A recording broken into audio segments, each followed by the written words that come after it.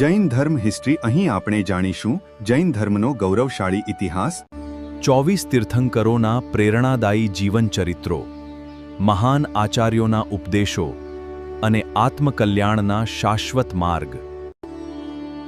તો ચલો જ્ઞાન અને આધ્યાત્મિકતાની આ પવિત્ર યાત્રાની શરૂઆત કરીએ।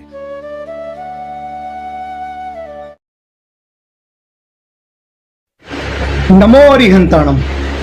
મિત્રો, આપણે ઘણીવાર કહીએ છીએ, મને ખૂબ ગુસ્સો આવ્યો એટલે મેં એવું કરી દીધું, મારી સાથે અન્યાય થયો એટલે હું ક્રોધિત થયો, પરિસ્થિતિ જેવી હતી એટલે મારી ભૂલ નથી। પણ એક ક્ષણ માટે વિચારીએ, શું ખરેખર પરિસ્થિતિ આપણો ક્રોધ નક્કી કરે છે કે પછી આપણી અંદરની કસાઈને આપણે યોગ્ય ઠેરવીએ છીએ?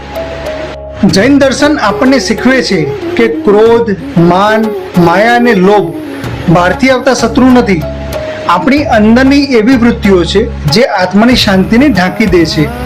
કશાયોને જીતવાની શરૂઆત ત્યારે થાય છે જ્યારે આપણે તેમને યોગ્ય ઠેરવવાનું બંધ કરીએ છીએ। જ્યારે ગુસ્સો આવે ત્યારે કહીએ, હા મને ગુસ્સો આવ્યો છે, પરંતુ હું આ ગુસ્સો નથી।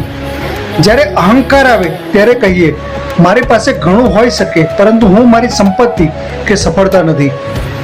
જ્યારે લોભ મનને ખેંચે ત્યારે પૂછીએ, મને ખરેખર કેટલું જોઈએ છે?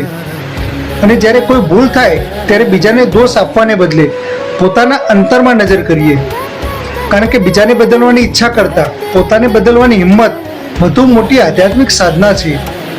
સાચી જીત ત્યારે નથી જ્યારે આપણે બીજાને હરાવીએ, સાચી જીત ત્યારે છે જ્યારે આપણે પોતાના ક્રોધને શાંત કરીએ, પોતાના અહંકારને નમાવીએ અને પોતાની માયાને ઓળખીએ અને પોતાના લોભ પર નિયંત્રણ મેળવીએ। આજે એક નાનો સંકલ્પ કરીએ, હું મારી કસાયોને છુપાવીશ નહીં, તેમને યોગ્ય પણ ઠેરવીશ નહીં, પરંતુ તેમને ઓળખીશ, સ્વીકારીશ અને ધીમે ધીમે જીતવાનો તેમને પ્રયત્ન કરીશ। કારણ કે આત્માની સાચી પ્રગતિ બહારની દુનિયા જીતવામાં નથી, પોતાને અંતરને જીતવાથી શરૂઆત થાય છે। નમો અરિહંતાણમ। જો આ વિચાર તમને હૃદયને સ્પર્શ્યો હોય તો વિડીયોને લાઈક કરો, શેર કરો અને જૈન ધર્મ હિસ્ટ્રીના આવા આધ્યાત્મિક વિચારો માટે ચેનલને સબસ્ક્રાઇબ કરવાનું ભૂલશો નહીં।